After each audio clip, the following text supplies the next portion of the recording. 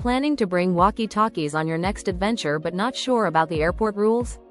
Today, we're covering everything you need to know about taking walkie-talkies and radios on planes. Let's dive in. Basic rules for walkie-talkies on planes. Walkie-talkies are allowed on planes, but they must be turned off during the flight. When flying, pack them either in your carry-on or checked baggage, but be prepared to take them out at security for additional screening if needed. TSA guidelines at security checkpoints. The TSA website doesn't directly mention walkie-talkies, but they're similar to radios, which are allowed. Any electronic device larger than a cell phone, like two-way radios, needs to be removed from your carry-on and placed in a bin for X-ray screening.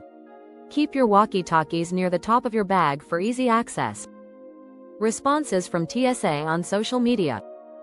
Curious travelers on X asked the TSA about bringing walkie-talkies on board. The TSA confirmed that two-way radios, including CB radios, are allowed in carry-ons but need to be taken out for screening. They also noted that TSA officers have the final decision, so if your device raises security concerns, it may still be prohibited. Packing walkie-talkies in checked luggage. If you prefer packing walkie-talkies in checked luggage, it's allowed, but remember, if they have lithium batteries, it's safer to keep them in your carry-on for safety risks. Also, checked bags may get lost or damaged, so avoid placing valuable electronics inside.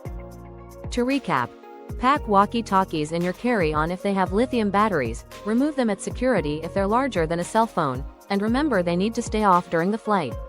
Follow these tips, and you'll be set for smooth travels. Thanks for tuning in. If you found this helpful, don't forget to like and subscribe for more travel tips. Safe travels, and enjoy your next adventure.